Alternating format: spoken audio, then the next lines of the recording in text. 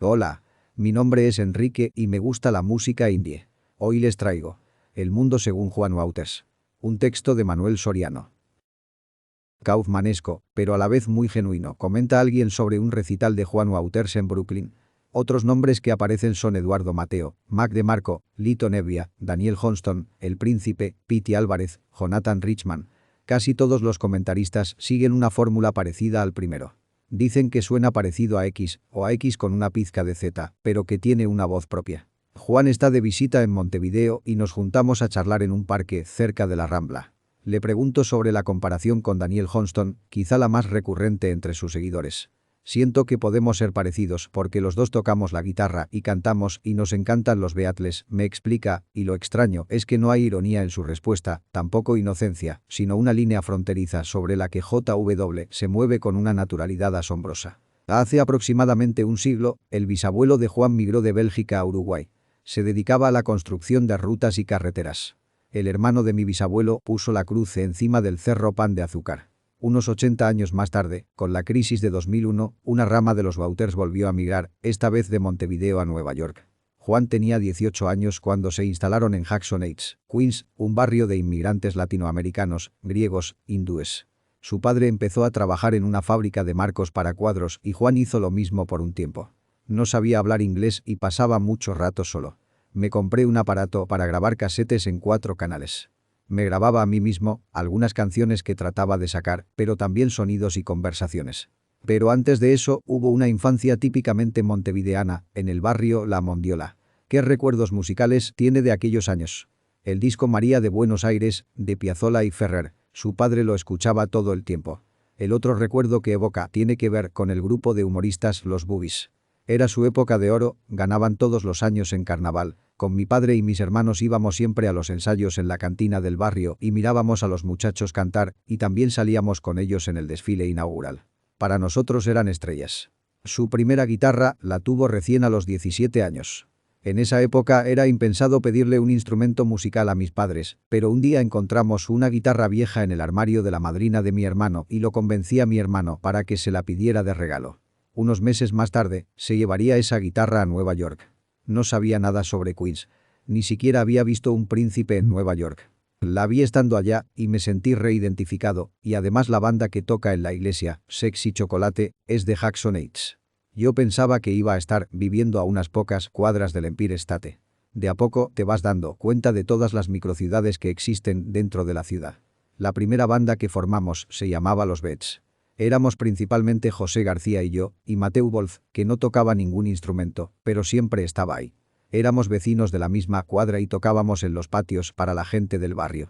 En ese momento no sabíamos que había otras bandas en Nueva York, te juro. Éramos tan ingenuos. Después subimos un video a YouTube y nos empezaron a invitar para tocar en otros barrios, especialmente en Brooklyn, en unas fiestas en espacios abandonados donde cada uno tenía que llevar su propia cerveza. Una vez Lou Reed pasó una canción de los Beats en un programa de radio que tenía, no sé por qué lo hizo, porque era un programa de música antigua norteamericana. Cuando se separó la banda, Juan empezó a tocar en formato La Guitarrita y yo. Así sacó los discos NAP. North American Poetry, 2014, UOME, 2015, La Onda de Juan Pablo, 2019, Introducing Juan Pablo, 2019, y el flamante Real Life Situations, con varios artistas invitados. En el primer capítulo de la novela El ruido y la furia, William Faulkner usa como narrador a Benji, un hombre de 33 años, pero con una mentalidad de 3 a causa de una discapacidad.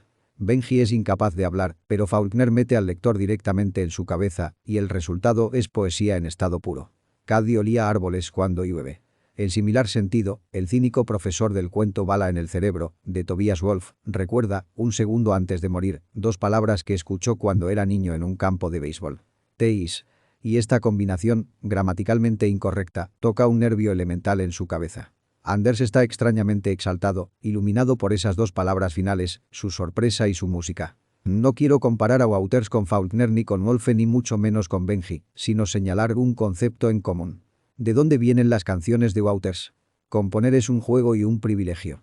Me grabo hablando y tocando cualquier cosa, pero hay que estar en un estado particular, un poco débil, sin las trabas de la razón. Me emocionan mis canciones, a veces me pongo a llorar. En ese momento, necesito sentir una pequeña explosión, algo puro, aunque después lo haga pasar por 1000 filtros de edición. Todo artista coquetea con la locura. Me gusta asomarme a ver qué hay del otro lado. Hay que sacar información. Juan empezó a componer en inglés incluso cuando no dominaba el idioma. Quería comunicarme con la audiencia. No me importaba si hablaba mal. En la canción Ima Yuron dice: Like a movie that is good you require mi attention. Are no we getting closer tote momentuere we find tatu evotare sari shadows. If there's oceans to me swan tat me kill me bite drowning. En la canción En mí dice: ¿Qué pasó che nadie sabe cómo me siento me porto mal, en mí un auto que va a explotar, yo cuando me porto no me porto bien ni me porto mal en mí una sombra crece. En su versión del clásico de Jaime Roos El hombre de la calle, JW hace varias modificaciones. La canta en inglés, la pasa a primera persona, cambia el significado de algunos versos, por ejemplo, del último. En lugar de «y lo escucho en el café» dice «and people think I'm torread» y la gente piensa que soy difícil de leer. Tanto su inglés como su español suenan levemente distorsionados, pero estas fallas aparentes, junto con la melodía, terminan por generar un efecto hipnótico y reconfortante que crece con cada escucha. Para la siesta con un paraguas, afirma el usuario Daniel Pobre en los comentarios de YouTube del disco Gome. Pero también podría ser para andar en bicicleta o para manguerearse en el patio o simplemente para escuchar. En su último disco, Juan tiene una canción, Real, con la estrella indie Mac DeMarco. Se los puede ver en el video andando en moto y a caballo y señalando cosas por las calles de Los Ángeles. Para trabajar con otro músico, necesitas crear una tercera persona, un alter ego conjunto. ¿Y cuánto hay de personaje en el propio Juan Wouters? Creo que casi nada, pero me guardo esta pregunta porque los artistas, por derecho adquirido, suelen responderla con evasivas y de todas formas no creo que sea importante. Un par de horas después de despedirnos, me llega un mensaje de Juan. Che, Manuel, ¿de casualidad te estuve diciendo Marcos durante toda la entrevista? Te quería pedir disculpas si fue así y en todo caso reírnos de eso un rato. ¿Te apetecen más historias como esta? ¿Te apetecen más? Entonces debes suscribirte al canal. No queda otra, lamentablemente. Tenemos que llegar a 100.000 suscriptores para que los ratas de YouTube nos paguen unos pesitos. Esta ha sido una producción de Hernando Siles TV. Muchas gracias por escuchar.